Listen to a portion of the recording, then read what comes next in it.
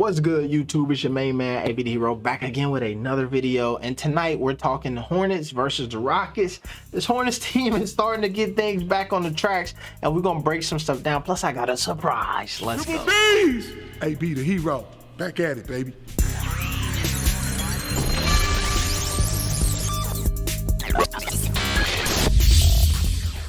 Ooh, all right. First off, yes, you're looking at this right. This is the Indiana Pacers court. On Wednesday, the Hornets play the Pacers, and I was like, yo, I gotta go to the game because it's a blackout anyway. They won't let me watch it, so I was like, let me get some tickets. So I was looking through the ticket master. I'm like, damn, where should I sit at? And I seen it. I was reading the description. It was like, if you want to feel like you're in the huddle with the team, grab these seats. So your boy AB the Hero will be, when you watch the game on Wednesday, check for me. I'll be sitting right here. See this like little cage area here? So I'll be right here, caged off. The Hornets benches should be right here. You know what I'm saying? And then so I'll be right there. You'll see me with my city jersey on. If you're watching, go ahead and screenshot me on the game and then tag me in it on the Instagram, and then I'll reshare that joy, and I'll be like, oh no, TV. But let's get into tonight's game now. I really was almost not even gonna make this video because tonight was such a blowout, and I was really hyped, and I wanted to share that to y'all by Wednesday. So it was a great game though. Not even a close game. Most of these Hornet starters didn't even touch the court in the fourth quarter. And we pull this up here. In the fourth quarter, we pretty much had garbage minutes. Your boy LaMelo didn't play at all in the fourth quarter. Let me see. I don't think we got Rozier in the fourth quarter.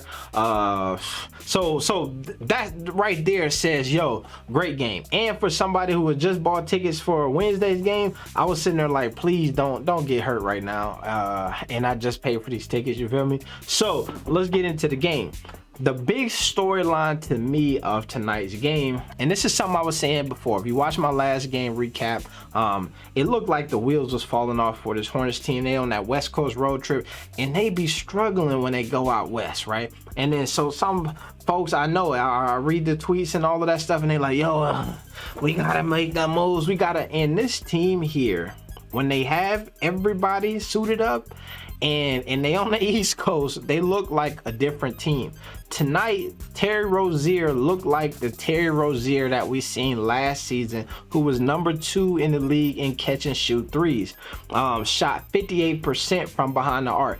If Terry Rozier from last season wake up, it's up and it's stuck for this Charlotte Hornets team, who previously had one of the toughest records in the NBA, top 5. I want to say #1, if not #2, toughest records in the NBA, consisting of 2 long West Coast road trips, which they did decently well on. They lost a lot of those games, but towards the end of them, once they started getting calibrated to that time, they started to come back. Now, I think I seen somewhere, I heard tonight that the furthest west is that they go is Oklahoma City, which is basically the same time zone as Chicago, right? It's an hour difference. It's not too crazy. So this team who thrives in this Eastern time zone and playing at home is going to be plush and lovely. I think I heard Terry Rozier say in the post game they have 26 home games coming up. So a team that was right there in the thick of it and was sliding down to the 7th seed is going to be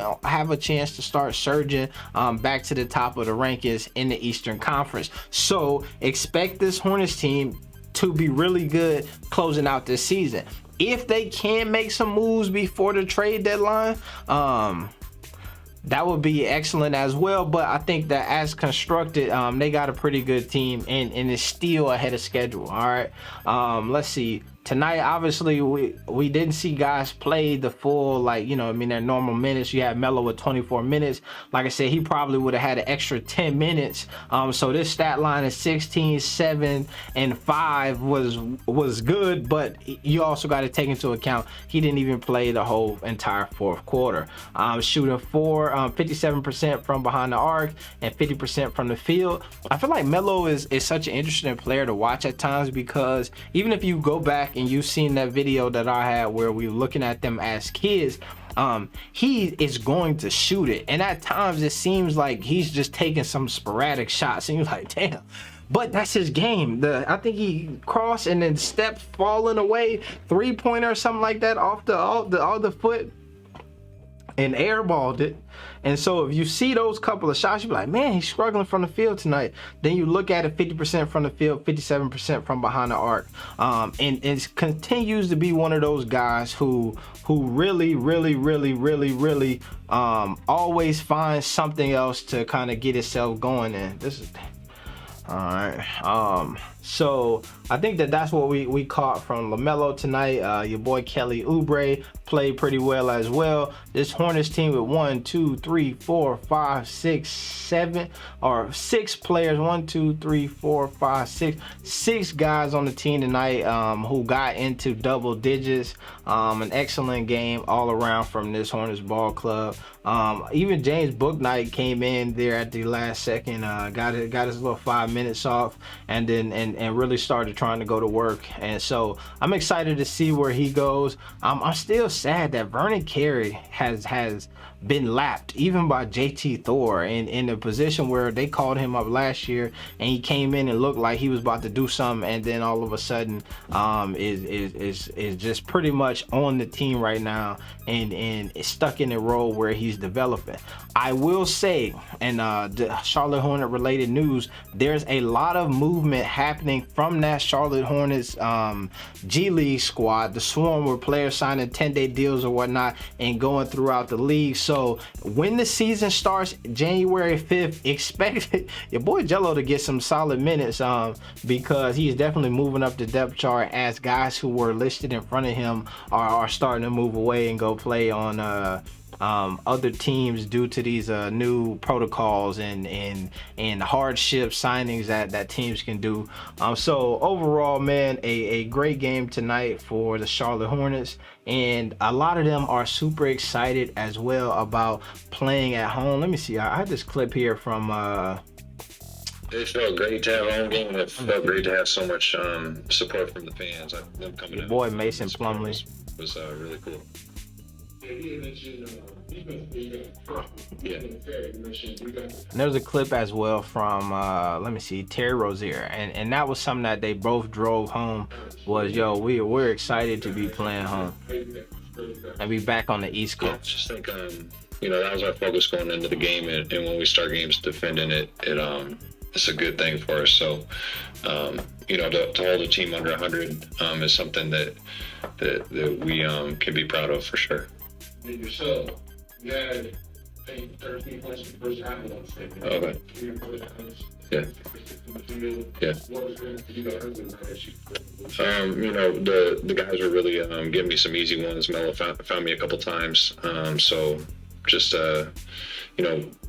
good spacing, playing below the defense, and got some good looks. Mason Plumlee tonight looked like the guy who I was hoping he was going to become, right? So oftentimes people will be very critical of Mason Plumlee. We got to get him out. We need a Miles Turner. We need this. Everybody says that. But I like him. I think that he's an upgrade so much from the guys who we had last year, who I think that sometimes Mason Plumlee does too much. But I'd rather see him trying to do too much than not doing anything at all or not doing enough. Yeah, I think it just shows that we can play defense when we bring that focus to the game, and it's just one game, but it feels good. It feels great to be home. I hope we're again tomorrow. I'm tired. Sorry, what did I feel about the defense playing with LaMelo? No, the development they played. Yeah, I just think he's so talented, and the world is his when he's bringing the ball up the court. He knows he can be aggressive scorer. He can set people up. He can get us into our offense. So I just think he's done a really good job of deciding when to do which, and it just keeps getting better each game. I appreciate that from Mason Plumlee here, speaking highly of the development of his play with LaMelo on the court.